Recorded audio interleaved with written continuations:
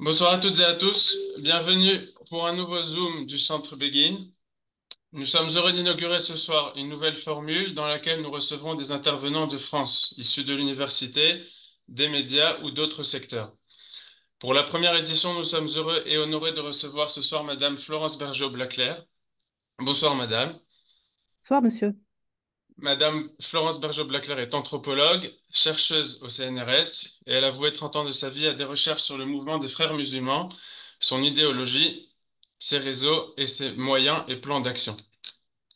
Il y a un peu plus d'un an, Madame Florence Bergeau-Blaclair publiait un livre, fruit de ses recherches, intitulé Le frérisme et ses réseaux, l'enquête, préfacé par Gilles Kepel. Depuis la publication du livre, Madame Florence Bergeau-Blaclair a reçu des menaces de mort et vit, je crois encore, sous protection policière. Nous l'avons donc invité ce soir pour nous parler de ce sujet et pour nous donner aussi sa vision sur les événements que nous vivons en Israël depuis le 7 octobre dernier.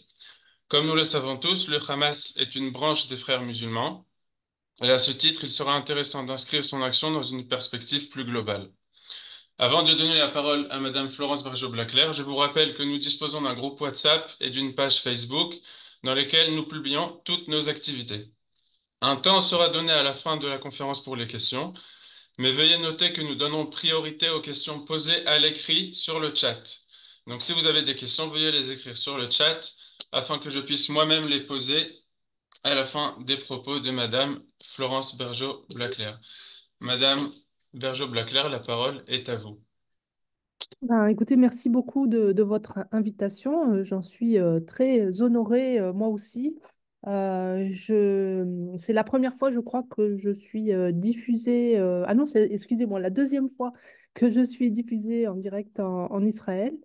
Et voilà, toute ma solidarité aussi avec par rapport à ce que vous vivez aujourd'hui et depuis, en particulier depuis le 7 octobre. Alors, je vais vous parler d'un sujet que j'étudie. Alors, je n'étudie pas les frères musulmans en tant que tels depuis 30 ans, mais j'étudie les normativités islamiques en Europe et en particulier en France, la façon dont ces normes ont évolué avec le temps et les générations qui ont passé. Et puis, bien évidemment, très vite, je me suis... j'ai trouvé sur mon chemin d'enquête, sur mon chemin d'étude, d'anthropologue, les frères musulmans. Et j'ai même je les ai même si vite trouvés quand j'ai commencé il y a 30 ans à étudier des mosquées avec l'idée finalement d'étudier la façon dont l'islam s'installait, s'institutionnalisait en France et en particulier en province. J'habitais Bordeaux, je suis née à Bordeaux dans le sud-ouest de la France. Et donc, la mosquée, une des mosquées, mais la plus grande qui m'intéressait le plus, parce qu'il y avait pas mal de jeunes, elle était, je l'ai découvert, je dirais, fortuitement. Elle était donc pilotée par les frères musulmans. Oui, on peut dire piloter parce que là, on n'avait pas un système d'emprise comme on en trouve dans d'autres mosquées où il y a une mosquée et puis les frères arrivent après. Là, c'était une mosquée, un centre islamique, comme ils l'appelaient déjà à l'époque, qui avait été mise en place par les frères. Et pour découvrir qu'il s'agissait des frères, c'était évidemment difficile puisque en Europe, la société des frères musulmans, la confrérie des frères musulmans, comme on dit aujourd'hui, est strictement secrète. Et j'insiste beaucoup sur cet aspect-là, parce que dans les sociétés démocratiques, sociétés de transparence, où on ne torture pas les gens pour qu'ils parlent, eh bien, il suffit de dire qu'on n'est pas quelque chose pour ne pas l'être. Donc, l'intérêt de cette confrérie, c'est d'agir de façon discrète et donc de garder un secret absolu. Alors, les frères musulmans, c'est probablement, on ne sait pas exactement, hein, c'est des milliers, peut-être dizaines de milliers de personnes en France qui comptent 9, on dit 9 millions de musulmans. Mais surtout, c'est les frères musulmans, c'est surtout le frérisme, c'est-à-dire l'idéologie qu'ils ont produite grâce à la littérature, à leur très grande influence à la caractéristique particulière de ce mouvement qui est très adapté, très bien adapté à la modernité, et à la mondialisation surtout. C'est un mouvement fluide, liquide, sous la forme d'un réseau qui s'étend donc partout dans le monde. Les frères musulmans, quand j'ai commencé à en parler, quand je faisais mon travail, je trouvais qu'il y avait des livres, je participais en tant qu'anthropologue, je faisais ce qu'on appelle de l'observation participante et je donc participais aux activités. Et j'avais trouvé à partir du livre de Gilles Kepel, qui était sorti il n'y a pas très longtemps à l'époque, qui s'appelait Les banlieues de l'islam, j'avais trouvé des éléments intéressants qui m'amenaient à dire que j'étais bien pas dans n'importe quelle mosquée, mais dans une mosquée qui avait ces caractéristiques de vouloir d'être particulièrement prosélyte, de voiler systématiquement les femmes. C'était quand même une particularité, hein, et les jeunes, alors qu'on voyait jusque-là plutôt des femmes âgées se voiler et quand elles étaient jeunes, enlever le voile. D'avoir aussi, d'être caractérisé par des cadres et des formateurs qui étaient relativement éduqués, qui venaient de l'université, des campus. L'Union islamique des étudiants de France était particulièrement actif à Bordeaux, autour de la mosquée El Ouda que j'ai étudiée. Et cette mosquée était à l'époque tenue par l'Association des musulmans de la Gironde. On retrouve par exemple un personnage qui est connu aujourd'hui en France, qui s'appelle Tarek Oubrou, qui prétend avoir pris ses distances avec la confrérie. Mais enfin, bon, qu'est-ce que ça veut dire prendre ses distances? Je l'ai entendu dire, je me souviens, on ne renie pas sa famille, donc s'il considère que c'est encore sa famille, eh bien, pourquoi le considérer comme en dehors de cette confrérie? Voilà, donc ça, c'est un petit peu l'image générale. Quand je fais cette découverte, je le rapporte à l'université et on me dit, bah, écoute, tu es tombé sur un nid d'intégristes. À l'époque, on disait intégriste, on ne parlait pas de l'islamisme, mais voilà, ça n'a pas grand intérêt, va voir ailleurs. Et moi, je trouvais au contraire que ça avait beaucoup d'intérêt parce qu'on avait une sociologie très différente On avait un retour à la pratique de la part d'une population relativement jeune et ça, c'était quand même particulièrement étonnant. Mais à l'université, il n'était pas question de ça. Et jusqu'au milieu des années 2000, hein, avec même peut-être des plus résistants encore à l'idée, 2015, il y a encore des personnes dans l'université qui disent que les frères musulmans n'existent pas en Europe. Donc vous voyez d'où on part.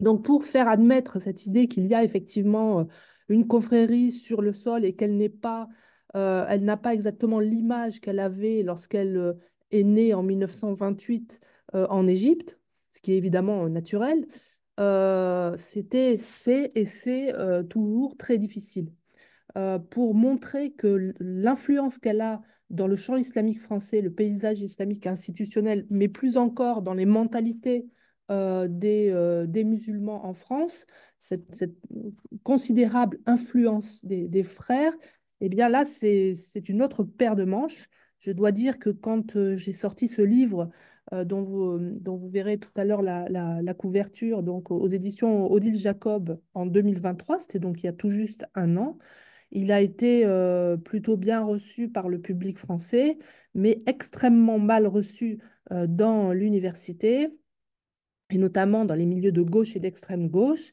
qui ont vu, bien sûr, une volonté d'amalgame entre les musulmans, les frères musulmans, bref, entre l'islam et l'islamisme. Mais c'est toujours cette même rengaine que j'ai toujours entendue, moi, travaillant sur le sujet depuis 30 ans, j'ai toujours entendu, si vous parlez de l'islamisme, vous faites le jeu de l'extrême droite et du Front National, donc vous êtes immédiatement disqualifié et ça vous coûte évidemment très cher puisque vous n'avez plus le moyen de faire vos travaux, de participer à des groupes de recherche, etc. C'est exclu. On ne travaille pas sur ce sujet tabou. Alors, il y a eu quand même, hein, des travaux, mais généralement sur le salafisme, quand on parle des territoires perdus de la République ou des territoires conquis de l'islamisme, on parle toujours en termes de salafisme, c'est-à-dire une sorte de conquête territoriale par des barbus et des gens qui, au fond, seraient prêts à faire le djihad armé. Moi, quand je parle du frérisme, je parle plutôt d'un système intelligent que j'appelle un système d'action qui est le moteur de l'ensemble, ou en tout cas qui se veut être le moteur de l'ensemble des composantes de l'islam et des courants islamiques pour les diriger vers l'accomplissement de la prophétie califale, c'est-à-dire la société islamique mondiale. Donc, je pense le frérisme véritablement comme un projet actif et comme un projet, ça ne me suffisait pas. C'était un système d'action avec une nouvelle théorie de l'action humaine, c'est-à-dire que l'ensemble des actions quotidiennes ou exceptionnelles doivent être dirigées vers le plaisir de Dieu, vers sa volonté, tout, absolument tout dans son quotidien mais dans un contexte tout à fait moderne, hein, ça n'implique pas un retour à la tradition du prophète, mais il faut donc, les frères sont les gens du texte et du contexte, il faut habituer cet environnement à la présence de l'islam, le rendre les sociétés démocratiques, libérales, charia compatibles et finalement habituer les Européens, les Français en particulier, enfin les Français en l'occurrence, à cette présence et essayer de changer les lois, hein, de changer, de modifier la culture, de modifier l'environnement pour qu'on s'habitue à cette présence et que finalement on y vienne. C'est la charia compatibilité qui amènera vers le Dar el-Islam. Donc on est du point de vue des frères aujourd'hui, dans le temps intermédiaire entre la société autrefois mécréante. Alors, on n'est plus dans une société mécréante parce qu'il y a beaucoup trop de musulmans et parce que voilà, les frères se sont donné un nouveau projet, c'est justement d'islamiser cette terre. Donc, on ne peut pas la considérer comme une terre de mécréance et un territoire de guerre. Il faut l'amener à un territoire de paix qui sera le territoire de l'islam. Et en attendant, il y a une période intermédiaire de transformation qui prendra le temps que ça faut, ce qu'il faut, pardon, c'est-à-dire peut-être des dizaines, des centaines d'années. Mais l'idée, ça sera de toute façon d'arriver vers... euh, donc il faut rentrer dans l'histoire. Une histoire qui est racontée aux enfants musulmans en termes de vision, d'identité et de plan, c'est-à-dire qu'on leur, dans les écoles, quel islam on leur apprend? On leur apprend que l'islam de leurs parents n'était pas un bon islam, pas correct, que l'islam c'est un projet, que l'islam doit animer l'ensemble de ce qu'ils font, idéalement, hein, chacun son rythme, mais chacun y viendra.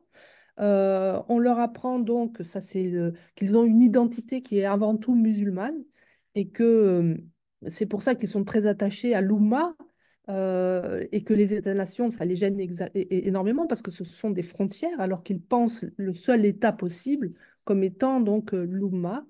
Euh, et puis donc cette identité qui est supranationale, et puis le plan, c'est-à-dire que Dieu a voulu un plan que les hommes doivent accomplir, et ce plan, c'est donc la possession de la planète entière, puisque l'islam étant systémique, il ne peut s'entendre en fait avec aucune religion, ou alors quand il s'entend avec des religions, il les définit. C'est le statut de dhimmi. On peut être chrétien, on peut être juif hein, dans la société islamique, mais selon la définition qu'en donnent les musulmans. Donc, c'est évidemment pas la société plurireligieuse qu'ils revendiquent, puisqu'ils en définissent en fait les contours et les limites. Euh, donc, je vais peut-être vous donner quelques éléments historiques qui vont vous permettre de comprendre comment cette confrérie a pu s'installer en France, en Europe, et peut-être aussi pourquoi, même encore aujourd'hui, on nie cette présence euh, et on persécute, on peut dire, tous les chercheurs. Il y en a une poignée aujourd'hui en Europe qui travaillent sur cette question. Alors pourquoi c'est intéressant pour vous, là où vous êtes, à Jérusalem, je crois, c'est ça? C'est Oui, que un des, un des plus grands influenceurs euh, du frérisme, un des plus grands penseurs du frérisme, c'est-à-dire de l'idéologie issue de la confrérie, mais après un siècle d'existence, enfin presque un siècle, hein, puisqu'elle est née en 1928 et que nous n'y sommes pas encore. euh, c'est Youssef El-Qaradawi, et que Youssef El-Qaradawi a joué un très grand rôle dans l'imaginaire politique du Hamas. C'est-à-dire que on dit souvent donc le Hamas c'est une branche djihadiste des frères musulmans. Alors c'est tout à fait exact, mais c'est plus exactement une branche djihadiste du frérisme en général, du frérisme contemporain, c'est-à-dire que on retrouve dans la charte du Hamas des éléments, euh, notamment sociétaux, de l'organisation de la société selon l'islam. C'est pas qu'un parti fait pour récupérer une terre, c'est aussi une organisation sociale, sociétale, politique, etc. Donc, il y a un cousinage entre les mouvements fréristes qui se sont donc déployés sur tous les continents et le Hamas. Et on va retrouver bien sûr cette solidarité dans les manifestations. Alors, je vais partager mon écran. Je ne sais pas exactement comment on fait ça. Je regarde. a priori, je vous en ai donné la possibilité. Ouais, alors il faut juste que je trouve le bouton pour faire ça. Choisir, non, non, non, je le fais tout le temps, mais là, j'ai complètement Attendez. oublié de comment on fait ça. Euh, Vous ouvrez votre document et ensuite vous partagez. oui, il est ouvert, mais c'est... Ah voilà, partager l'écran. Voilà. Vous allez me dire si vous le voyez. Oui. Ok. J'en profite pour préciser qu'on a eu une erreur sur le lien du Zoom. Si vous avez dans votre entourage, je parle à tout le monde, des gens qui n'arrivent pas à rentrer, veuillez leur envoyer le bon lien. On essaye de le diffuser à tout le monde en même temps que vous parlez. Merci. Je vous donne la parole. Donc, alors, les frères musulmans, pourquoi ça marche pas? Ah, voilà. Les frères musulmans, on les voit pas. On les voit très peu, puisque comme j'ai dit, c'est une confrérie secrète. Ils ont cependant des associations, des vitrines officielles qui leur permettent quand même d'exister un minimum dans l'espace public. Et cette vitrine, c'est l'Union des organisations islamiques de France, qui est née en 1983, qui s'appelle maintenant Musulmans de France. Et pendant quelques années, jusqu'à il y a 2, 3 ans, je crois, jusqu'au Covid, ils avaient l'habitude de faire des grands rassemblements, des grandes rencontres annuelles des musulmans de France. Et là, on les voyait. On les voyait, les frères, vous voyez par exemple sur la scène. Alors évidemment, officiellement, si vous demandiez à chacun de ces personnes qui sont sur la scène, vous direz qu'ils n'ont rien à voir évidemment avec les frères musulmans, que c'est une chose ancienne, etc. Bon, ça fait partie de leur technique de communication pour ne pas être... Mais quand on regarde la littérature, ce qu'ils disent, etc., ça ne trompe pas, on n'est pas obligé de les croire. D'autant que la confrérie s'est toujours dissimulée et elle a toujours expliqué pourquoi elle se dissimulait, donc on ne voit pas pourquoi il nous dirait la vérité. En tout cas, ils ne l'ont pas prouvé, c'est bien ça la question. Donc ici, vous voyez sur la scène ça se passe au Bourget. Alors le Bourget, c'est un très très grand espace généralement commercial, il y a beaucoup de hangars et ça permet de réunir des dizaines et des dizaines de milliers de personnes. Et il n'y a que les frères qui sont capables de faire ça, c'est-à-dire de faire une espèce de grand raout comme ça avec des musulmans de toute sensibilité, de toute tendance, ou même des gens qui ne sont pas croyants, enfin pas croyants peut-être si, mais pas pratiquants. Et de recevoir aussi bien le recteur de la Grande Mosquée de Paris, qui est affilié plutôt à l'Algérie, le Conseil français du culte musulman, mais aussi des ministres, des universitaires, etc. Donc, il n'y a que les frères qui sont capables de faire ça parce que les frères sont dans cette approche de, de rassemblement, de créer l'unité des musulmans qui va pouvoir donc se mettre en marche. C'est ce que Youssef El-Qaradawi appelait le mouvement islamique pour donc accomplir le projet. Euh, alors, qu'est-ce que le frérisme pour moi? Du coup, je me suis dit, mais euh, tout ce qu'on disait sur les frères, on en faisait un espèce de courant parmi, donc il y avait les salafistes, il y avait les courants piétistes, il y avait les sectes des Hauts-bandits, Barelvi, etc. Donc on disait, voilà, et puis il y a les frères, etc. Et moi, je pense que c'est pas comme ça. Je pense que le frérisme, c'est un système d'action, c'est-à-dire que ce sont des théocrates, ce ne sont pas des théologiens avec des... Ce sont des théocrates dans le sens où ce qui les intéresse, c'est de mettre en marche la communauté musulmane pour qu'elle retrouve son destin qui aurait été donc entravé par la colonisation. Donc, c'est un moteur. Et donc, j'ai utilisé plutôt les termes de la sociologie des organisations en appelant ça, donc, plutôt que moteur ou voiture ou bateau, un système d'action, c'est-à-dire quelque chose de systémique et quelque chose qui a, a pour objectif de mettre en marche, d'activer. Donc c'est une guidance, le frérisme. C'est une dawa, c'est-à-dire c'est un mouvement évidemment prosélyte. C'est une invitation à rentrer dans l'islam et c'est un mouvement qui est suprémaciste, c'est-à-dire qui considère que l'islam est la seule et bonne religion. Donc, le frérisme, c'est un type de fondamentalisme, c'est-à-dire c'est un salafisme. Quand on dit il y a une différence entre le frérisme, non, le frérisme fait partie de la famille des salafismes qui se réfère donc au prophète comme modèle d'imitation et à ses compagnons. Mais ça, il a une particularité par rapport à d'autres salafismes, c'est qu'il est politique. Il est plutôt politico-religieux et qu'il accepte de se déployer dans les espaces mécréants pour les islamiser.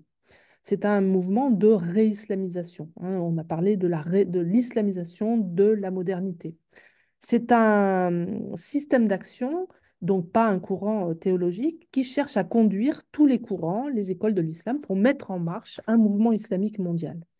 Donc toujours quand on pense, quand on veut décrypter le langage des frères, il faut toujours se demander, il faut toujours mettre en regard de ce qu'ils disent leur visée. Qu'est-ce qu'ils visent? Sinon, on ne comprend pas. Euh, donc, quelle est la stratégie visée dans leurs paroles? Parce ils ont souvent un double langage. Il y a le langage de l'analyse et puis après le langage de l'action. Et eux, ils font bien la différence. Et j'y reviendrai.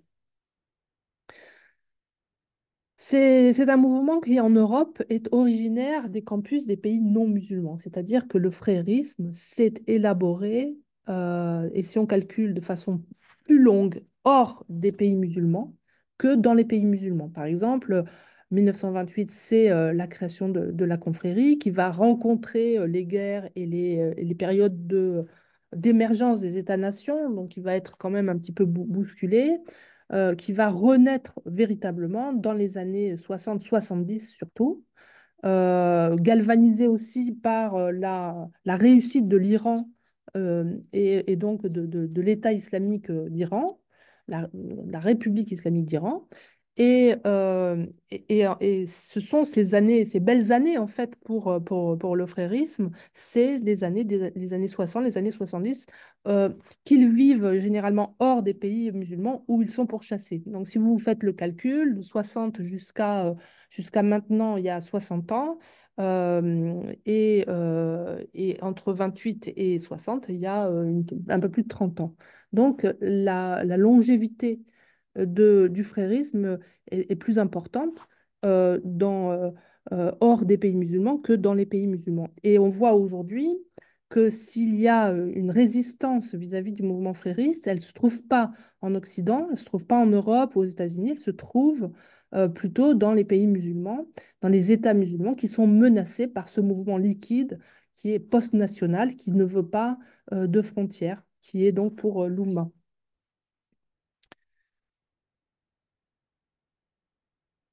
Alors, je n'arrive pas à...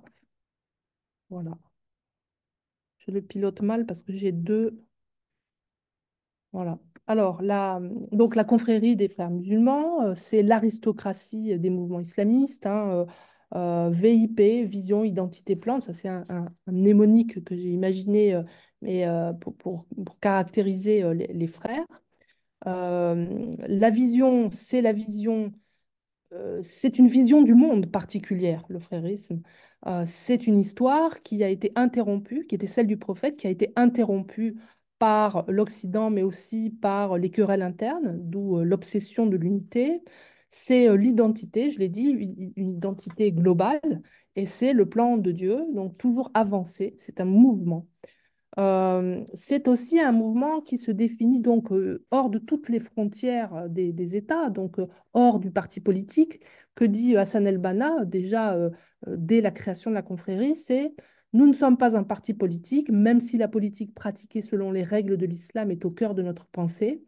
Nous ne sommes pas une association caritative, même si le travail caritatif est l'un de nos principaux objectifs. Nous ne sommes pas un groupe sportif, même si le sport est un moyen pour nous. Nous ne sommes rien de tout cela. Nous sommes une idée et un dogme, une ligne de conduite, un système qui ne peut être délimité et catégorisé. Il dépasse toute frontière géographique. Je rappelle que c'est Hassan el-Banna qui le dit. Il existera jusqu'à la fin des temps, car ce système, ce nizam, est celui d'Allah. Nous sommes sur le chemin des compagnons du prophète, nous avançons, hein. Nous poursuivons sa mission, la dawa. C'est ça le mouvement.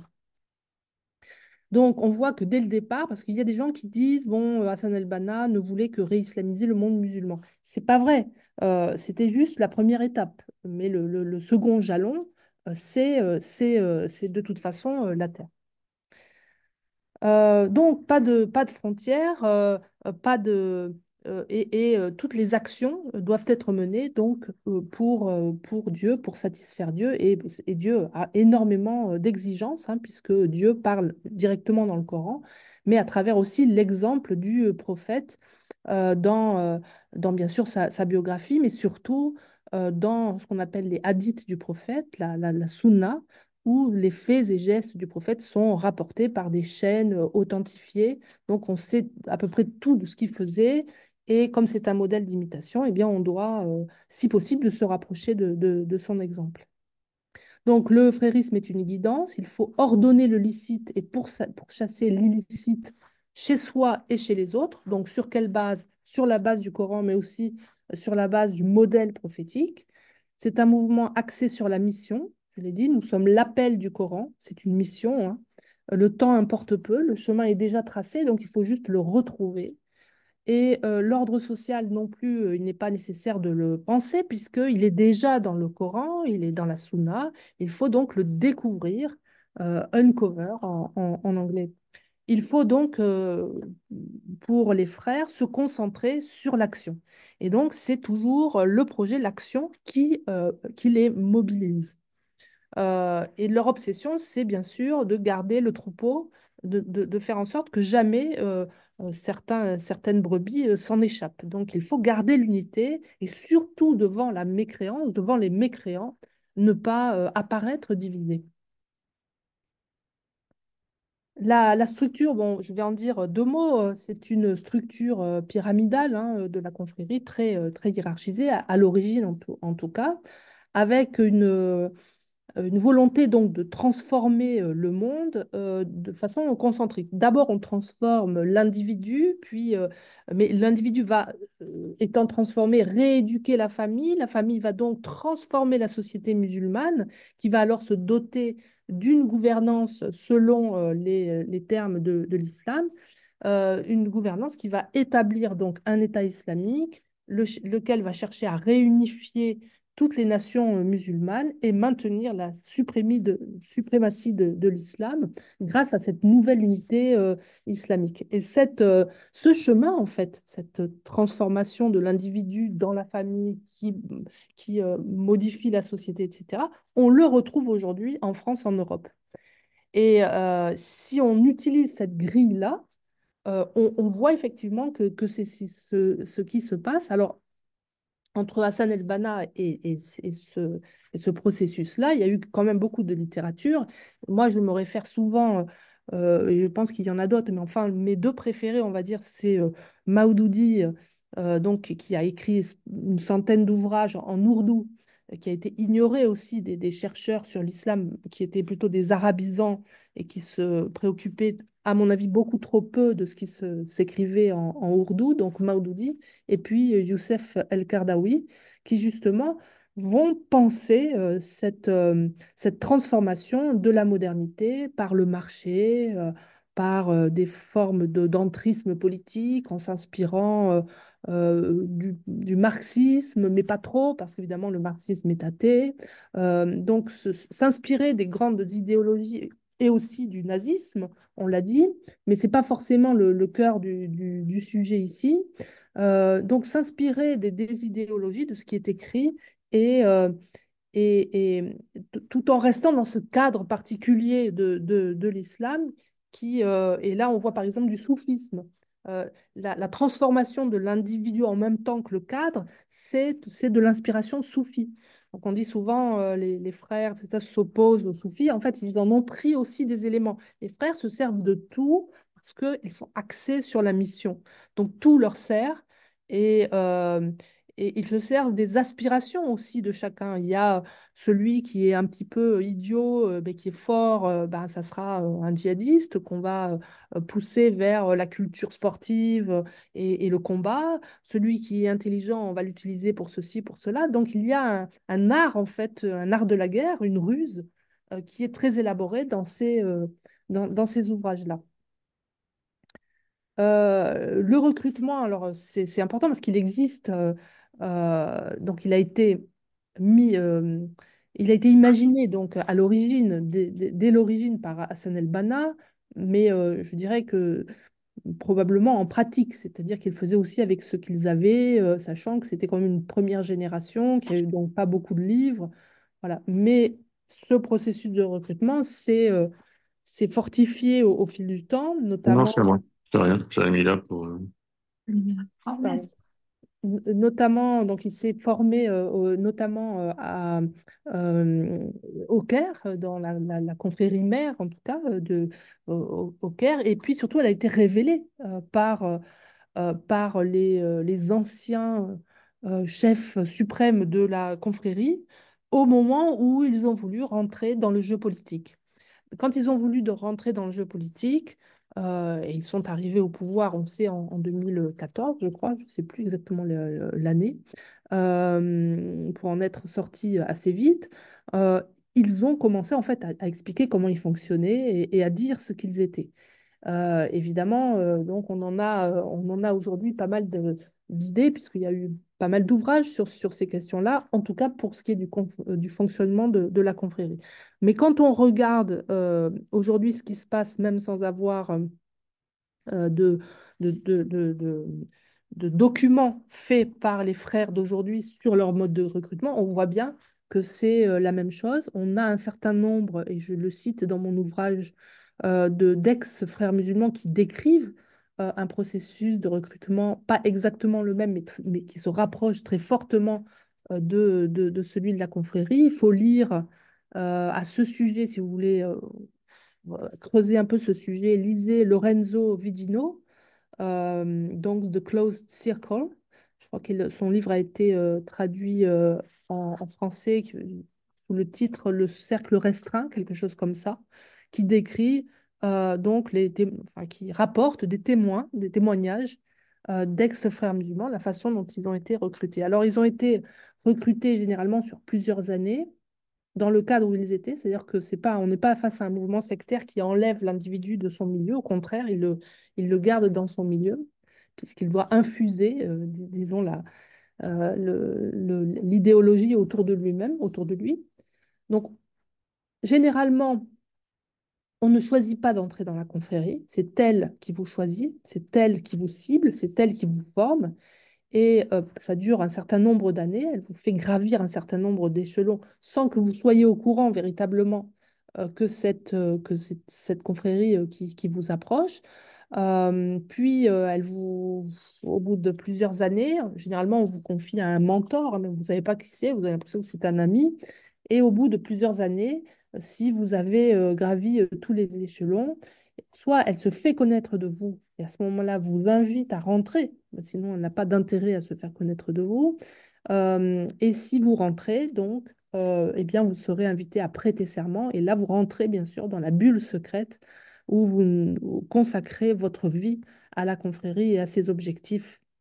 Alors, ça veut dire qu'il y a énormément de gens qui sont passés par cette formation, mais qui ne rentreront jamais. Pour autant, l'idéologie a infusé dans leur cerveau et ils ont facilité des mariages, des rencontres, etc. Donc, ils ont créé autour d'eux euh, euh, un cercle d'affiliés, on pourrait dire, qui ne savent pas forcément qu'ils travaillent pour la confrérie, mais finalement qui peuvent en diffuser son message et ses pratiques. Une fois que vous êtes rentré dans la confrérie, vous pouvez aussi gravir un certain nombre d'échelons. Alors là, par contre, on sait pas trop de choses là-dessus parce que on n'a pas vraiment beaucoup de témoignages, en tout cas dans The Closed Circle, ou moi, dans ce que j'ai pu lire, des témoignages, très peu. Ceux qui sont sortis, généralement, n'ont pas été très hauts dans la carrière post-serment. Donc, on n'en sait pas grand-chose, en fait. En tout cas, qui soit rendu public.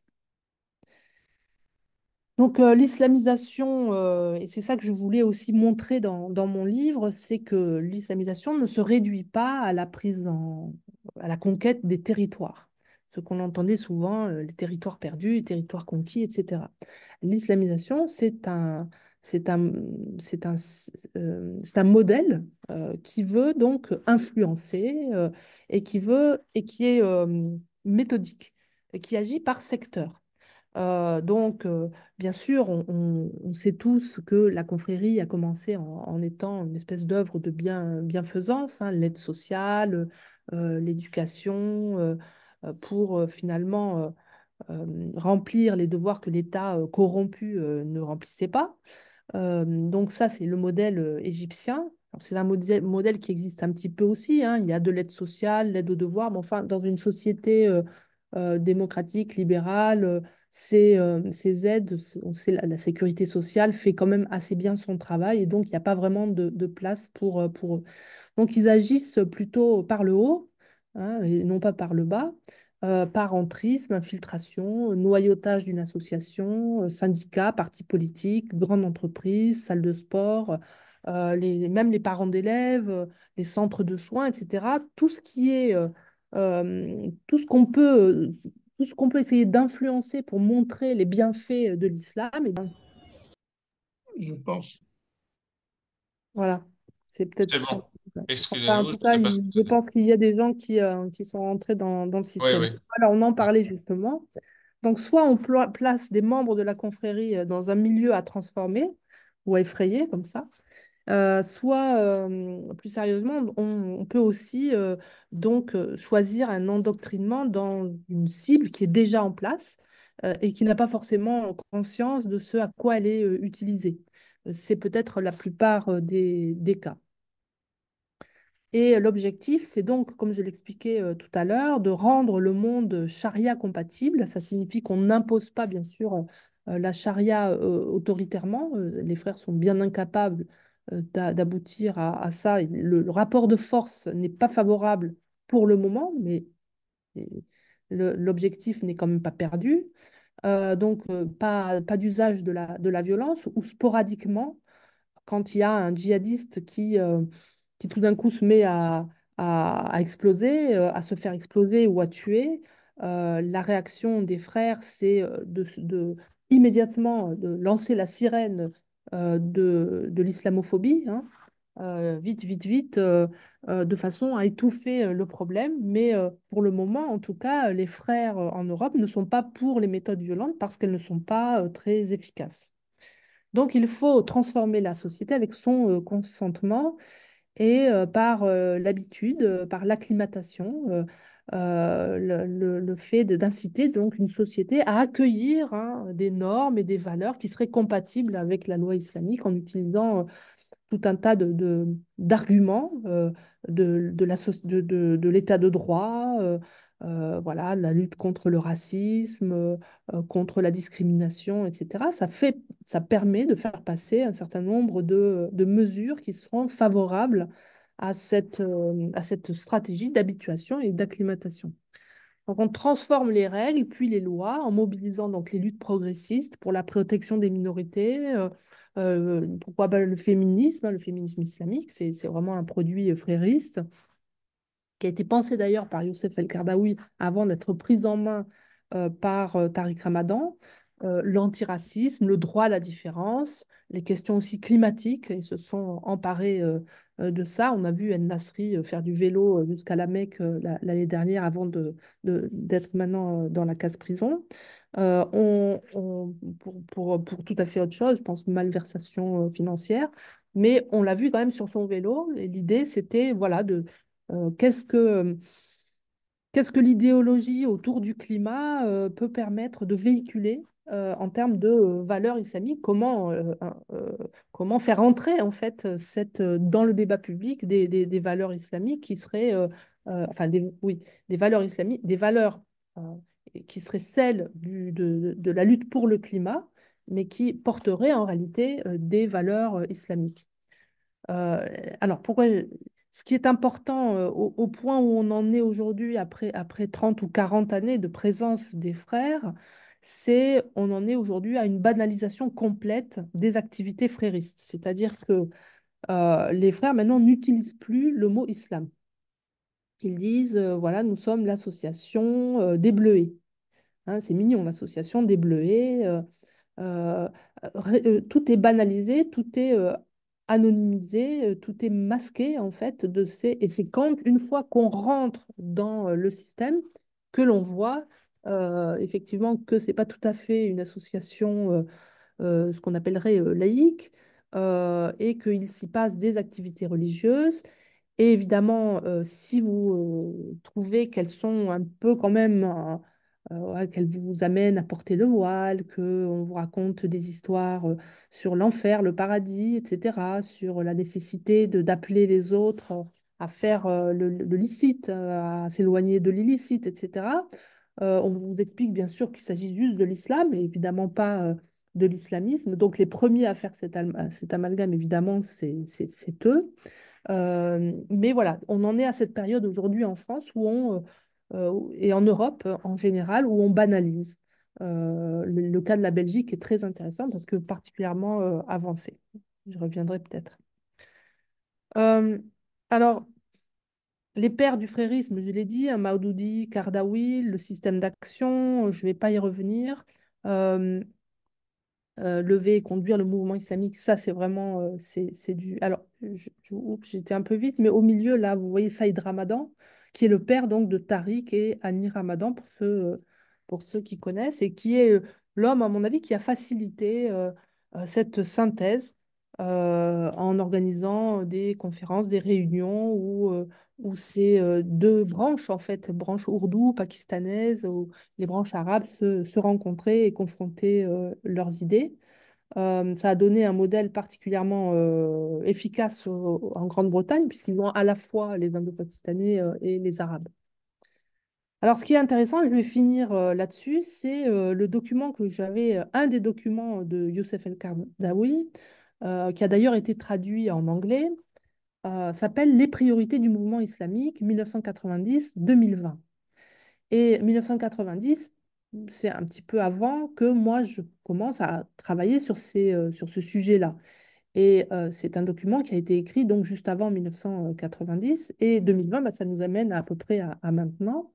Et donc, on a dans ce document les visions, les, les recommandations que Kardawi faisait aux frères pour faire avancer le mouvement islamique. Et donc en 1990, et je peux vous dire que quand il s'adressait à une population de musulmans européens, tout ce qu'il disait, c'était quand même euh, très difficile à imaginer. Euh, enfin, en tout cas, pour moi, je me souviens à l'époque, on était plutôt dans les beurs, ne touche pas à mon pote, enfin, la fin, hein. L'idée d'un mouvement islamique avec des jeunes, etc., c'était juste impossible à prévoir. Or, en 1990, Kardawi invite ce mouvement islamique à emprunter trois grandes directions pour les 30 ans à venir. Et il va falloir, dit-il, se concentrer sur la formation d'une avant-garde islamique, donc des gens éduqués, qui vont prendre en main les écoles islamiques, les instituts de formation, et pour former une élite de musulmans, ce qui va être réalisé par l'Union des organisations islamiques de France, en France, et par les fédérations, les associations fréristes en Europe. C'est aussi la formation d'une opinion publique que l'on aura débarrassé des effets de campagne de dénigrement de l'islam. Donc s'opposer au dénigrement de l'islam, ça va être la grande activité des mouvements ou des associations de lutte contre l'islamophobie. Les campagnes contre l'islamophobie, c'était déjà annoncé, c'était déjà visé par Kardawi, et la préparation d'un climat mondial d'acceptation de l'existence de l'Oumma. Et le plus grand vecteur d'existence de l'Oumma qui a été créé, à mon avis, c'est le marché halal. Le marché halal qui a dépassé bien sûr la question alimentaire, de la viande, la question alimentaire, et qui concerne maintenant l'ensemble des domaines, des secteurs de la consommation. Vous trouvez toujours une version halal de la chose que vous voulez acheter. À l'échelon mondial, le marché halal est colossal et il s'est développé à partir de la Malaisie, donc un petit pays du sud-est asiatique, mais très influencé par la littérature de Maudoudi. Et ce marché halal vraiment va créer en fait cette espèce de culture halal, culture islamique mondialisée, qui s'est décrochée en fait de ses racines culturelles.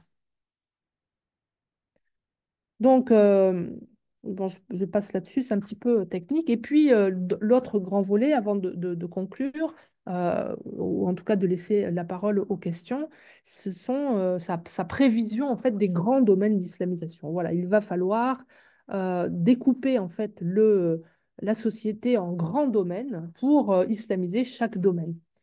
Donc tout ça, c'est le plan, hein, c'est le caractère programmatique, planifié de la pensée frériste. Donc les grands domaines d'islamisation, c'est l'éducation, c'est la politique, bien sûr, c'est le domaine du social, c'est le domaine économique. On voit sa réalisation à travers, je disais, le marché halal, milliers de milliards de dollars par an. Bien sûr, la ruse, le djihad, le djihad, il faut les gens aiment bien le djihad, mais enfin, le djihad, c'est la guerre. C'est la guerre sainte, certes, mais c'est une guerre. Donc, il faut bien avoir ça en tête. Donc, tout ça, ça appartient au domaine du djihad ou de l'ijtihad, qui est la même racine.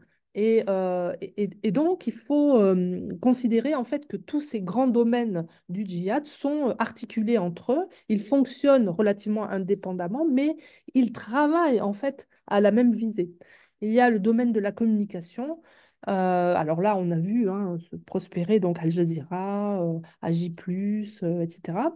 Et puis, il y a ce qu'ils appellent l'islamisation de la connaissance, qui est un domaine donc, qui est euh, proposé par l'élite hein, des frères, notamment dans les pays anglo-saxons, aux États-Unis, en Grande-Bretagne, et dont Tariq Ramadan va être un vecteur aussi dans le monde francophone.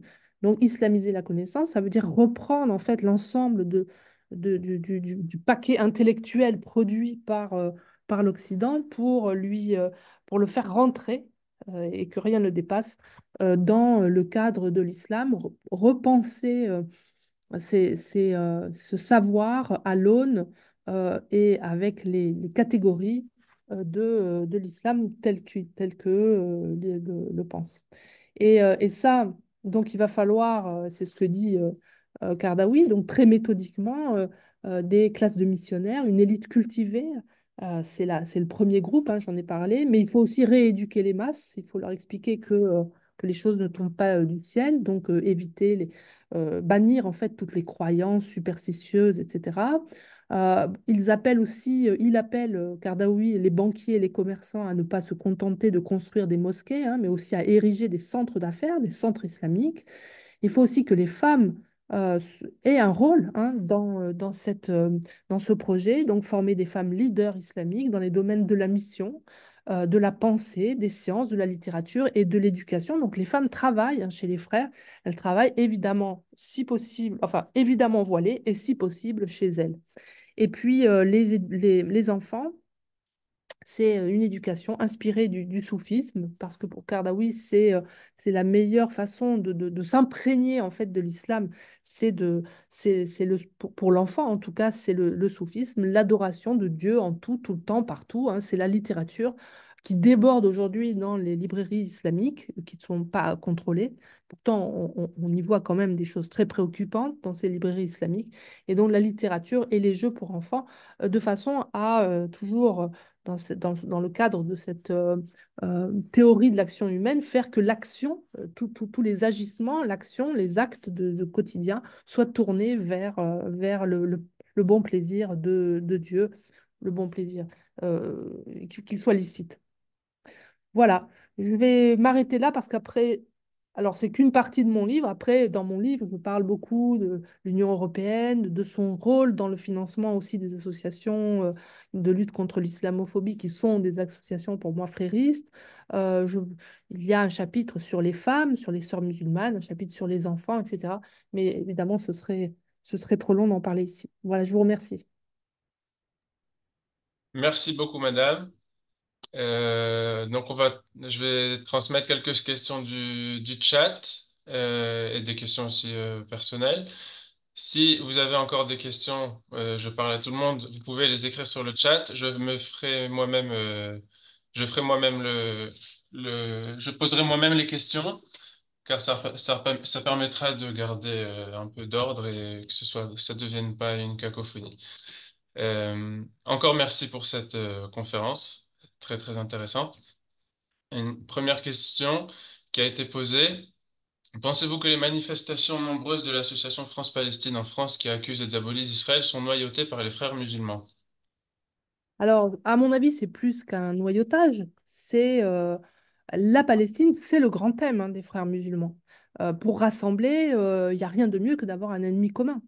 Et ça, c'est sur le plan émotionnel, c'est aussi quelque chose qui est très très facile à mobiliser puisque la plupart des musulmans en France sont d'origine donc maghrébine ou maghrébine en général. Enfin, vraiment, c'est la grande majorité. Et il y a donc dans ces pays depuis des décennies une activation de l'émotion et de solidarité envers les Palestiniens qui est antisioniste, très nettement antisioniste, et donc antisémite.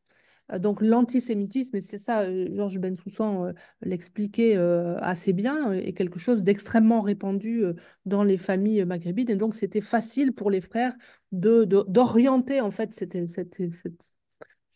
émotion contre l'État d'Israël, contre les Juifs, et tout ce qu'on voit aujourd'hui, cette mobilisation dans la rue, elle tient aussi de cette force émotionnelle, en plus de, bien sûr, le projet vraiment véritablement frériste. Et ce projet frériste, c'est en premier lieu, il faut récupérer les lieux saints de l'islam, donc en chasser les juifs, et après récupérer la terre entière. Donc la question des juifs, c'est juste le moment où on rentre dans l'histoire. Se débarrasser des juifs, ça veut dire qu'on est rentré, ça y est, enfin dans le temps religieux. D'où, c'est comme ça en tout cas que moi j'interprète la jubilation de ceux qui ont massacré le 7 octobre. J'ai parcouru pour préparer cette soirée, j'ai parcouru un petit peu votre compte Twitter et j'ai collectionné quelques tweets sur lesquels j'aurais aimé vous poser des questions. Par exemple, celui-ci, la phrase soulignée, quant au moteur de l'idéologie frériste, il s'est replié dans les démocraties et en particulier en Europe où il vit les plus belles années. Les élites des pays musulmans les chassent, les nôtres l'ignorent, pire l'accueillent. Comment vous expliquez cet accueil que fait l'Europe à des organismes islamistes qui sont justement chassés des pays musulmans? des pays musulmans. Par ignorance, hein, c'est d'abord l'ignorance pour moi qui est vraiment le vrai problème. Et cette ignorance, elle n'est pas que tactique, volontaire, on ne veut pas voir. C'est aussi parce que la confrérie sait très bien se dissimuler.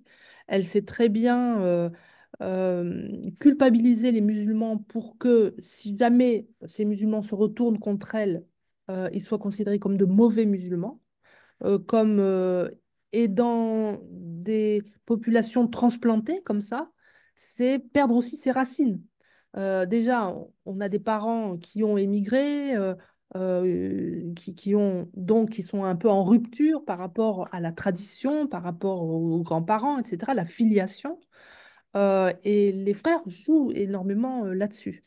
Euh, donc ils empêchent en fait la fragmentation naturelle d'une religion transplantée. Une religion transplantée devrait se fragmenter, s'adapter, etc. Et les frères l'interdisent d'une certaine manière et, et font bloc. Il y a une méconnaissance du frérisme aussi parce que comme je le dis souvent, le frérisme se déploie toujours à partir des campus. L'islamisme s'est toujours déployé comme mouvement politique à partir des campus.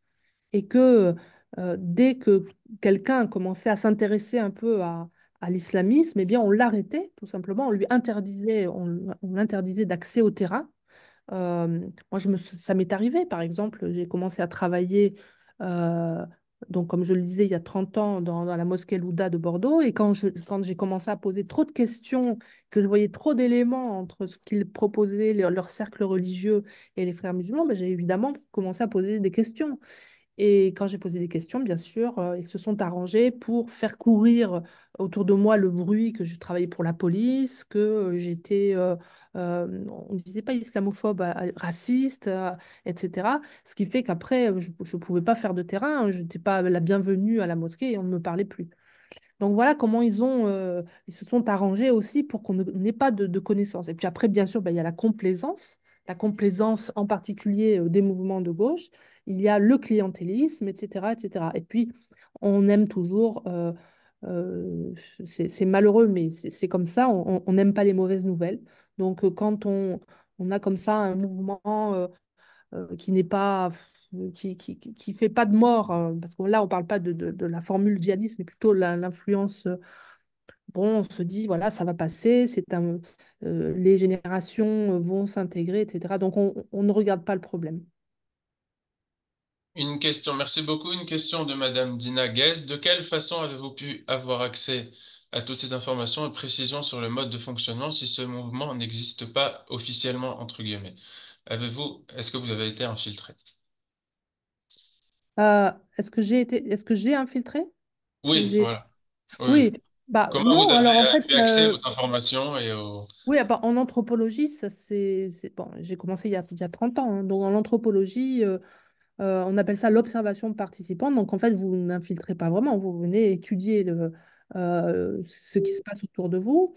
Les frères, au début, quand ils m'ont vu arriver, se sont dit, tiens, voilà quelqu'un qu'on peut convertir. Donc, et ça c'est pas mal, ça rapporte beaucoup de hasanat.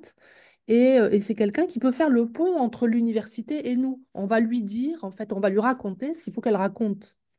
Mais moi, le problème, c'est que je ne joue pas le jeu, donc je vais être expulsée à peu près au bout d'un an. Mais en attendant, j'ai compris comment ils font pour vous montrer l'importance de votre travail, vous faciliter les choses et faire que vous rameniez des éléments à l'université et que vous en retiriez beaucoup d'avantages, des postes à l'université, de l'argent, etc. Donc, ils vous aident véritablement à faire ce travail. Si par contre vous refusez, là, on vous interdit l'accès. Donc, ça, c'est le premier point. Alors, en ce qui me concerne, qu'est-ce que j'ai fait au bout d'un an? Eh bien, je travaillais sur le marché halal. Là, pour le coup, le marché halal ne se protège pas. Il est au contraire très islamophile. Et là, j'avais ma place. Je pouvais être identifiée comme un chercheur qui travaillait sur l'islam, à qui on pouvait dire un certain nombre de choses. Et puis, je n'avais pas beaucoup de choses j'avais pas beaucoup de discours à rapporter, à recueillir. J'avais surtout des faits. Je voyais bien par l'argent, par ce qu'ils vendaient. Il y avait des choses qui se révélaient à moi qui ne passaient pas par le discours. Et, euh, et mon travail sur le halal m'a permis de comprendre la dynamique de la norme. Comment on était venu à... Il faut pas oublier que comme moi, quand j'ai commencé, il n'y avait que la viande qui pouvait être halal, mais absolument pas le reste de la nourriture et ni rien d'autre.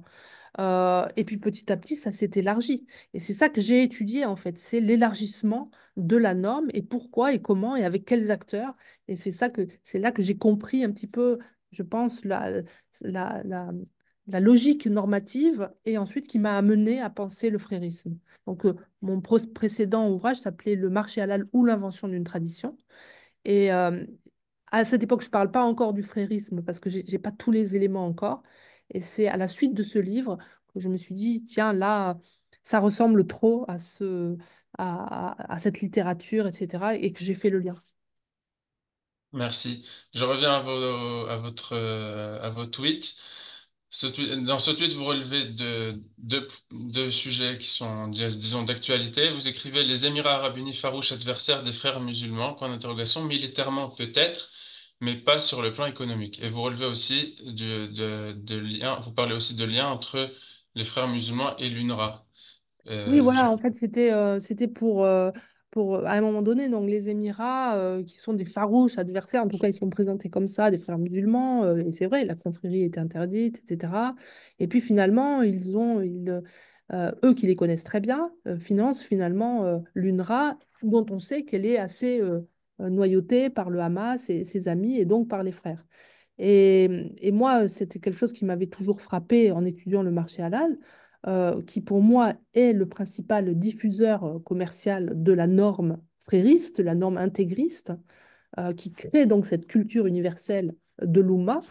Ça m'avait frappé de voir que les Émirats arabes unis jouaient un rôle très important dans la diffusion de cette norme et que là, dans les milieux d'affaires, bah, il n'y a pas de couleur, hein. Il y a des frérots, il y a des salafistes, il y a des gens, il y a même des fondamentalistes chrétiens. Enfin, je veux dire, l'argent n'a pas d'odeur là. Dans ces milieux-là, tout se passe très, très différemment des logiques politiques, des logiques d'État-nation, etc. Donc, c'est ça que j'ai voulu dire en fait dans ce tweet, c'est que bon, quand il s'agit de business, parce que là, évidemment, tout le monde pense la reconstruction, etc. Hein, c'est ça qu'il y a aussi derrière.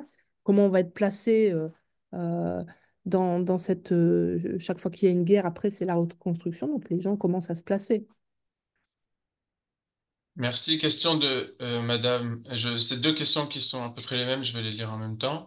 Madame Johanna Barda pose la question, comment pensez-vous qu'il serait utile d'agir pour empêcher les fréristes de réussir leur mission? Comment les arrêter? Et Madame Géraldine Cario, votre travail est essentiel. Merci. Quelle tactique préconisez-vous pour contrer leur influence? Oui, c'est... Alors pour contrer leur influence, il faut d'abord les connaître. Et quand on les connaît, on voit immédiatement le jeu qu'ils jouent, on les découvre d'une certaine manière. Et comme c'est une confrérie secrète, elle ne supporte pas la lumière. Donc ça, c'est la première chose. Après, en théorie, mais aussi si vous y réfléchissez, si vous savez reconnaître par ce qu'il dit la stratégie ou d'un frère, ben évidemment, vous allez éviter de tomber dans son piège. La deuxième chose, peut-être plus facile et plus systématique, c'est l'interdiction du voile des mineurs, puisque le frérisme avance par a pour disons que la structure de la société islamique, elle est gender-based, comme on dirait, euh, c'est-à-dire la stricte séparation des sexes, alors pas des genres hein, d'ailleurs, hein, des sexes, et la division sexuelle du travail. Il n'y a pas de société islamique sans division sexuelle du travail et de l'espace. Donc, si on évite que les enfants soient endoctrinés très tôt, de telle sorte que, et c'est ce qui se passe aujourd'hui, malheureusement, il y a un endoctrinement qui font que, on le voit dans les dessins animés, elles sont toutes voilées, les gamines, elles vont apprendre en fait cet espace féminin, à bien distinguer l'espace féminin de l'espace masculin, mais comme les garçons aussi, ils ne verront plus de filles dans l'espace public, donc les filles appartiennent à un autre espace, font d'autres choses que les garçons, etc. Donc cette socialisation, c'est la base de la société islamique. Donc il faut l'empêcher, et notamment en prenant une mesure assez simple, alors qui ferait grincer, bien sûr, mais on peut la justifier au nom de la maltraitance des enfants, d'interdire le voile des mineurs. La deuxième chose, c'est la protection des apostats et de tous ceux qui sortent de la religion dans une société sécularisée. C'est assez normal qu'il y ait un certain nombre de gens qui quittent la religion. Et il faut que ça s'est passé pour les catholiques et les juifs. Cette laïcisation, cette sécularisation, elle est tout à fait normale. Ça fait partie de la fragmentation du religieux dans les sociétés multiculturelles, multireligieuses et sécularisées. Et ce sont ces ex-musulmans qui vont justement nous apprendre les codes du frérisme. Et c'est grâce à eux qu'on va en sortir. Donc ça me semble très important de mener et ça, c'est tout à fait accessible. C'est maintenant si on veut, quoi. Merci. Alors, je voudrais afficher trois tweets d'affilée qui pour enchaîner une question. Vous parlez dans ce tweet de l'hommage qui a été fait en France aux victimes du 7 octobre. Dans cet hommage solennel du président, hommage plutôt réussi dans le texte, il a été question de barbarie, mais à force d'hommages répétés, je ne peux désormais m'empêcher d'entendre crier ce qui n'est pas nommé, la barbarie islamiste. On ne combat bien que l'ennemi qu'on désigne, sinon il manque à la tristesse la dignité. Le deuxième est celui-ci, protéger les Français de confession juive, ce n'est pas mettre au pilori ceux de confession musulmane, citation d'Emmanuel Macron. De plus loin que je me souvienne, donc maintenant c'est vous qui parlez, de plus loin que je me souvienne, la lutte contre l'antisémitisme ne s'est jamais faite contre les musulmans. Cette propagande pure produit du frérisme est arrivée au sommet de l'État, ce qui est très préoccupant. Donc je voulais vous poser la question de comment vous expliquez que c'est justement que cette propagande arrive au plus haut sommet de l'État, comme vous le dites dans ce tweet. Et d'un autre côté, dans un autre tweet, vous expliquez que la France est attaquée, notamment car elle résiste davantage. Oui, ça Vous peut expliquez que paraître la, paradoxal. voilà, donc je voulais comprendre les deux choses. Merci. Ok, alors au plus haut niveau de l'État, ce n'est pas la France, justement. Le plus haut niveau de l'État, donc là je parle de Macron, que ce soit dans les deux premiers tweets. Le premier, il hésite, alors il a dit Hamas, il a prononcé le mot Hamas, mais enfin quand même, en rendant hommage donc aux victimes du 7 octobre, mortes ou prises en otage, il arrive à ne pas prononcer le mot islamiste. Or, sans prononcer ce mot islamiste, eh bien, ça fait qu'on continue en fait à ne pas voir et à ne pas vouloir étudier ce problème-là. Parce que c'est pas juste une question de ne pas le dire, c'est que ça a des influences, ça a des impacts politiques ou même académiques. Si vous voulez pas, si vous ne pouvez pas prononcer un mot, parce que vous risquez d'être perçu comme ou alors, bah, c'est toute l'université qui met un mouchoir sur le mot aussi. Donc, c'est très important que, au sommet de l'État, on ait exactement une vue claire de ce que l'islamisme, de ce qu'il veut, son projet, etc. C'est un islamisme légaliste. Donc, il agit en dedans de la loi. On ne peut pas l'interdire, on peut rien faire, on ne peut pas torturer les gens et c'est très bien comme ça. Mais maintenant, on peut aussi nommer. On peut aussi nommer, expliquer comment ça fonctionne, de façon à ce que les citoyens que nous sommes, nous soyons en capacité, qu'on nous donne les moyens de nous défendre. Si l'État, si à la tête de l'État, on ne nous défend pas, très bien, mais qu'on donne au moins aux citoyens les armes intellectuelles, puisqu'on parle d'armes intellectuelles, pour se défendre. Alors, pourquoi je dis donc, ça m'amène à l'autre tweet, la France résiste. Alors, c'est pas les élites qui résistent, c'est bien qu'il y a dans la Constitution française cette laïcité qui nous protège. C'est-à-dire la laïcité, elle ne protège pas contre les religions. La laïcité, elle protège contre les intégrismes. Euh, je pense que la plupart des Français ont compris qu'on n'allait pas interdire les religions, que ça n'a aucun sens. Ce que les Français ne veulent pas, c'est des religions politiques, des religions intégralistes ou intégristes ou fondamentalistes. Voilà, c'est une. Donc, très tôt, quand on est français, on est habitué, on nous a éduqués comme ça à être des laïcs et donc à comprendre qu'une religion politique pose des tas de problèmes dans une société comme la nôtre. Merci. Je pose une question qui a été écrite anonymement. Votre enquête est passionnante, je vous remercie. Concernant les méthodes utilisées par les frères, vous exposez une forme dissimulée d'entrisme et vous dites que la majorité des personnes approchées n'en sont pas conscientes. Comment combattre cette entrisme sans tomber dans la paranoïa et la théorie du complot? Bien sûr, c'est une excellente question. Euh, c'est C'est c'est- c'est évidemment moi, comment j'ai fait en fait pour me dégager de ce piège, puisqu'on pouvait me dire, mais vous pouvez, c'était de lire, montrer qu'il y a un lien entre la littérature des frères, alors il faut évidemment se la coltiner, et montrer leurs actions. Il y a bien un lien. Euh, alors, la question, c'est pas d'aller dépister les fréristes. Ça m'intéressait pas. Ce qui m'intéresse, c'est l'idéologie. C'est pas une chasse à l'homme. Un travail universitaire, c'est pas une chasse aux fréristes. Il s'agit pas de ça. Il s'agissait de comprendre cette idéologie. Et quand on connaît l'idéologie, alors on peut voir que des personnes la mobilisent, qu'elles en soient conscientes ou non. Et se dire, oula, alors les exemples, c'est évidemment les sondages. À travers les sondages, on voit énormément de choses. On voit aujourd'hui qu'on a 60% des petits Français musulmans qui considèrent que l'islam, que la charia s'applique avant la loi républicaine. Bon, bah ça, c'est quand même quelque chose de très, très préoccupant. C'est bien le discours frériste qui le martèle depuis le début de son existence, hein, contrairement au discours musulman. Si vous prenez quelqu'un comme Chalgoumi, qui est le seul imam républicain que nous avons en France, qui est très courageux parce qu'évidemment, il est multi-menacé de mort. Euh, il ne vous dira jamais que la charia s'impose avant la loi républicaine, parce que la loi républicaine, c'est la loi de tout le monde, et qu'il n'y a pas de cohabitation possible si la charia s'impose, tout simplement.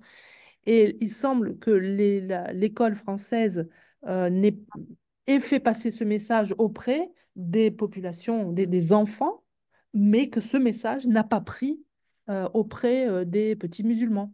Et s'il n'a pas pris auprès des enfants musulmans, c'est parce qu'ils ont une autre socialisation, et par ailleurs, qui est celle qu'ils reçoivent à la mosquée ou dans les activités parascolaires, où on leur inculque en fait une autre vision du monde. Et donc, et ce qui crée d'ailleurs des troubles, hein. Certains ont vraiment des troubles psychiques de ces doubles visions, de cette double appartenance qui est vraiment enfin, très, très difficile à vivre. Merci. Je pose une autre question. Est-ce qu'on peut continuer encore quelques questions? Vous avez Je le vous en temps? prie, oui, oui, je vous en prie. Euh, Dans votre livre, vous dites que Hassan al-Banna a d'emblée fait de la lutte contre le sionisme une priorité absolue. Comment expliquez-vous cela alors même qu'à la fin des années 20, c'était encore un mouvement balbutiant? Euh, alors, je ne sais pas si Hassan el-Banna a fait de cette lutte contre le sionisme. Je ne sais pas si on peut le dire comme ça. Moi, ce que j'ai vu, ce que j'ai lu, c'est que la littérature frériste, euh, et ça, Kardawi le dit bien, il faut cultiver la haine d'Israël. Voilà, on peut pas le dire mieux. Cultiver la haine d'Israël pour que les musulmans sachent à à quelle religion ils appartiennent et quel est leur objet, quel est leur objectif. Et le palestinien, c'est cette figure du musulman qui doit être délivrée. Et si le palestinien ne sait pas se délivrer lui-même pour délivrer la terre sacrée, alors il faut se substituer aux Palestiniens. Il faut que l'Oumma se substitue aux Palestiniens. Ça, il le dit très clairement. J'ai fait un papier là-dessus dans Le Point, dans un numéro spécial juif et musulman qui est paru il y a 2 mois, où je cite un certain nombre de propos de Kardawi à ce sujet. D'accord. Une question de Gérard Soufir. Comment expliquer la présence de Kardawi lors des rassemblements au Bourget? Ah, c'était il y a quand même assez longtemps, hein, puis il est mort l'année dernière, je crois, enfin en 2022, Youssef El-Kardawi était très vieux. C'était plus le Youssef El-Kardawi penseur qu'il était quand même il y a 15-20 ans. À l'époque, ça devait être, je pense, dans les années 90, il était venu effectivement au Bourget. Je pense que j'y étais cette année-là. Et oui, j'y étais.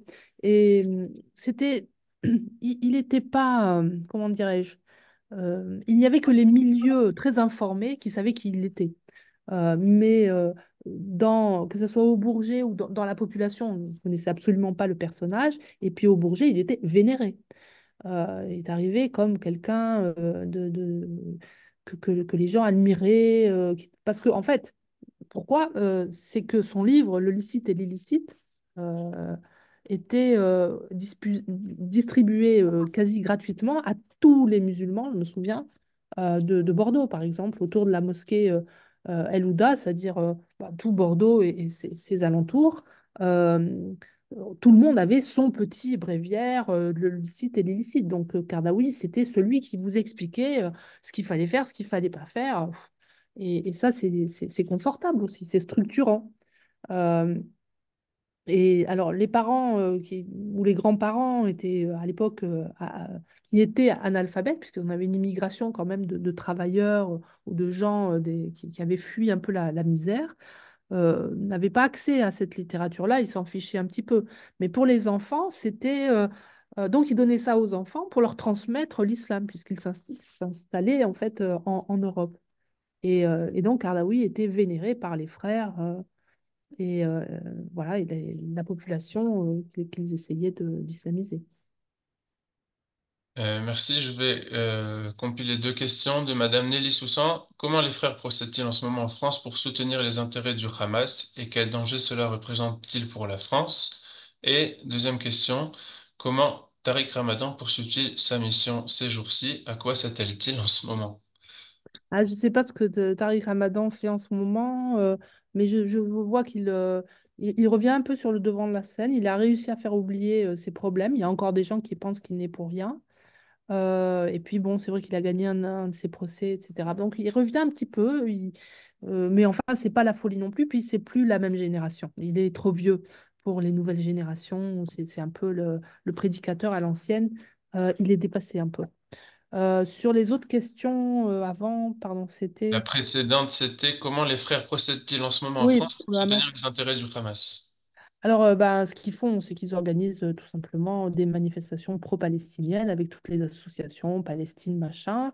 Il y a beaucoup d'argent hein, qui circule autour de ça. Euh, et puis, ben, ils racontent Israël fait un génocide, tout ce qu'on entend aujourd'hui.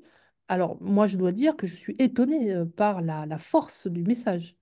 Alors, c'est bien sûr à cause des mouvements du type LFI, l'extrême gauche fait énormément de mal. Hein. Et je dirais que c'est par ce canal-là, en fait, que sont diffusés ces mensonges. Et il y a aussi une autre chose, c'est que le service public ne fait pas son travail. La télé n'explique pas l'histoire de ce conflit. Euh, il faut pouvoir écouter Ben Soussan en France, c'est à peu près le seul qui a un discours qui soit audible pour un grand public, qui soit pas trop technique et qui considère le conflit dans sa très longue durée et pas seulement dans le cadre de ses frontières. D'ailleurs, il ne parle pas de Israël-Palestine, mais plutôt israélo-arabe. Et puis, il y a encore une chose, c'est que l'Oumma, euh, on veut réunir l'Oumma. Enfin, encore une fois, ce conflit est un prétexte pour réunir l'Oumma internationale. On parle de la rue arabe, mais en fait, c'est l'Oumma, parce que en majorité, elle n'est pas arabe. Si vous voyez par exemple à Londres, la majorité de ceux qui manifestent avec des drapeaux, y compris de Daesh, sont indo-pakistanais.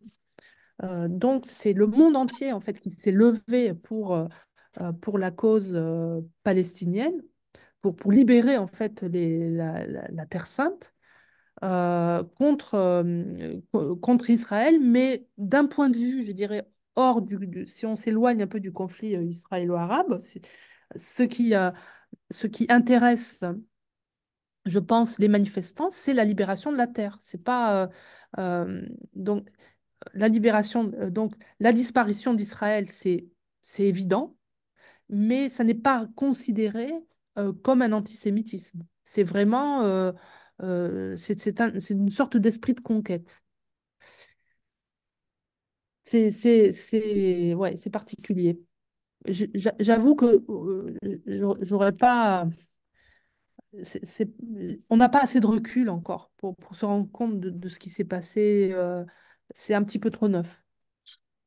Je voudrais vous poser la question, est-ce que il a existé ou il existe encore une connivence entre les frères musulmans et l'Union soviétique et aujourd'hui la Russie? Ah, alors oui, on en parle, mais là, j'ai pas, mes radars ne captent pas ça. Ça ne veut pas dire que ça n'existe pas, hein, mais ça Oui, veut oui. dire que mes radars ne le captent pas. Je connais Euh, pas est-ce- assez bien ça. Ça vous va si on continue jusqu'à 21 heures? Oui, je vous en prie. Alors, une question de Géraldine Carrion. Ne pensez-vous pas que la France est très attaquée car elle propose un modèle différent des pays anglo-saxons, un modèle d'intégration et non de cohabitation des communautés?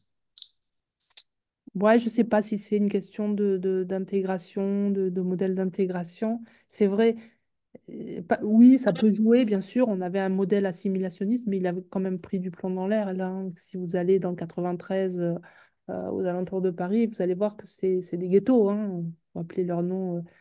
Comme en Angleterre, c'est pas très différent. Et ces ghettos, ils se multiplient autour des grandes villes. Donc, je sais pas, non. Mais bon, il y a quand même une tradition républicaine, assimilationniste, c'est vrai. Mais je pense aussi qu'il y a la différence sociologique entre les populations, par exemple d'Angleterre, qui sont des populations éduquées, très éduquées. Les premiers Indiens, les Pakistanais immigrés sont enfin, dès l'Empire colonial, en fait, ceux qui arrivent en Angleterre sont très éduqués, ils font, et donc l'éducation, ça veut dire aussi l'argent, ça veut dire la possession d'entreprises, ça veut dire l'entrée dans le business international, la diaspora, etc.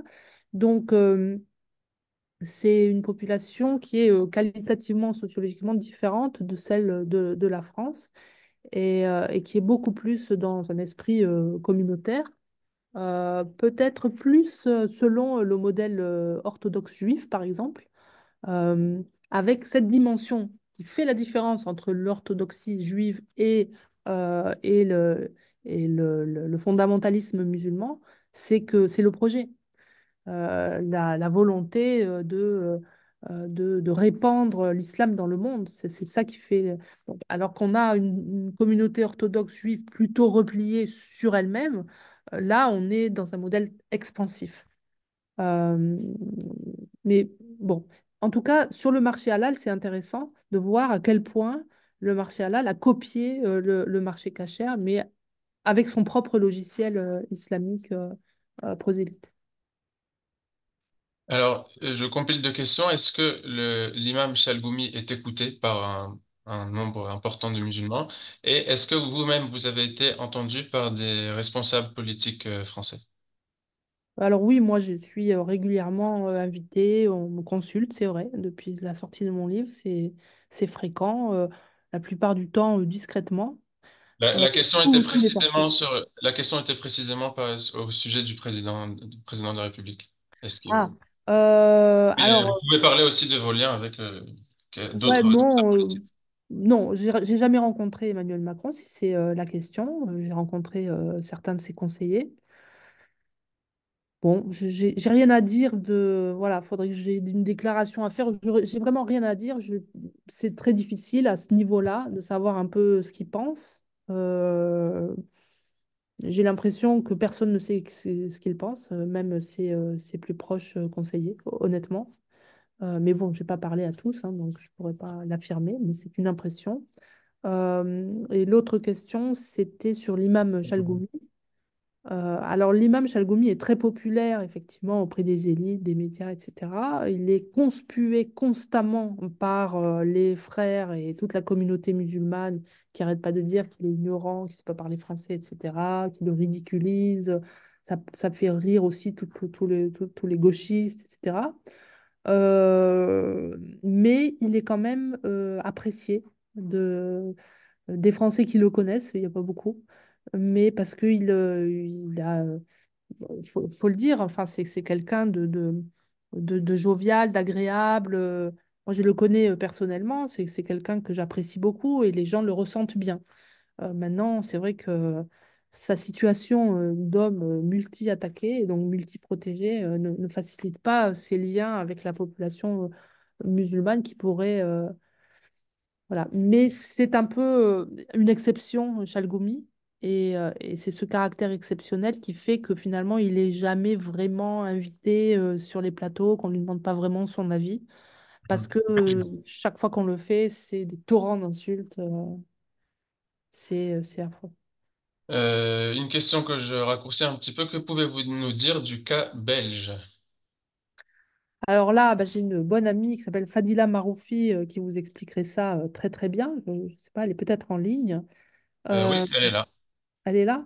Mhm. Moi, je parle sous son contrôle. La situation belge est plus que préoccupante puisque on peut dire que la totalité des partis francophones, en tout cas, sont concernés par cet entrisme islamiste, avec plus ou moins de force. Le PS en particulier, écolo aussi en particulier, et on voit donc de plus en plus de chefs de parti, de cadres de ces partis, généralement d'origine turque ou marocaine, euh, invités. Par exemple, on l'a vu récemment, un imam pakistanais invité à recevoir une décoration et qui, pendant 3 minutes, c'est long, 3 minutes, a psalmodié une sourate du Coran, euh, une sourate assez problématique, puisqu'on trouve parmi les versets de cette sourate des références à des massacres de juifs ou à leur enlèvement. Donc évidemment, c'est très troublant que la sourate 33, me dit Fadila, euh, la sourate 33, qui est vraiment une sourate médinoise très problématique. Et Je ça, termine. alors voilà, donc alors on a quand même fait avec Fadila un livre qui s'appelle Cacher cet islamisme, qui parle du cas belge et des difficultés. Il n'y a plus de liberté d'expression. Euh, vous pourrez donc en avoir une idée ou en la contactant si elle donne ses contacts là peut-être sur la discussion. Merci. Je terminerai par une question concernant ce que vous avez dit il y a quelques temps, je crois que c'était peut-être même il y a pratiquement un an, au micro de Sonia Mabrouk sur CNews. Je crois qu'on ne pourra sortir de cette situation que par la prise de conscience des citoyens, la formation, l'éducation et puis relancer des études sur l'islamisme. Non, c'était pas il y a un an, c'était après le 7 octobre, excusez-moi. Ouais. Je pense que si nos tutelles prennent conscience de ce qu'il se passe, lisent peut-être un peu mon ouvrage, plutôt que de le dénigrer, eh bien ça pourrait se faire. De toute façon, on n'a pas le choix. Comme je le disais, c'est un mouvement intelligent, nous devons être intelligents. Sinon, et là vous répondez, sinon, ça sera la guerre. Sonia Mabrouk vous demande sur notre sol. Vous répondez oui, oui bien sûr, parce que ce qui arrive en Israël, ce qui s'est passé le 7 octobre, arrivera ici. Vous avez répété à peu près, vous êtes revenu sur ces propos ce matin sur BFM TV au micro Oui, c'est vrai. d'Apolline de Malherbe et je voulais vous entendre sur ça. Oui, j'ai pas changé d'avis. Comme je le disais, on l'a vu, hein, les secteurs. Vous avez vu sur la diapo les 7 secteurs, les 7 domaines d'action. Et parmi ces domaines d'action, il y a le djihad. Donc, il faut faire avancer cette cause. Et s'il faut utiliser la force, eh bien, on l'utilisera. Donc, bien sûr qu'on l'a vu au Bataclan et on le reverra. Cette violence-là, cette violence terrifiante, cette violence jubilatoire, parce que c'est ça qu'il faut voir, c'est une violence religieuse. Euh, il n'y a aucune raison, si nous n'y prenons pas garde, qu'elle ne revienne pas. Elle arrive comme ça par surprise, ça vous le savez bien. Oui. Eh bien, merci beaucoup. Merci Merci à beaucoup vous. de cette conférence qui était passionnante. Je pense que tout le monde en a profité. Et à l'occasion d'une visite en Israël, vous êtes cordialement invité au Ah centre voilà, Begin. je viendrai avec grand plaisir. Si je suis invitée, je viendrai avec grand plaisir. Merci beaucoup. Merci à tous de votre Merci à vous. participation. Merci.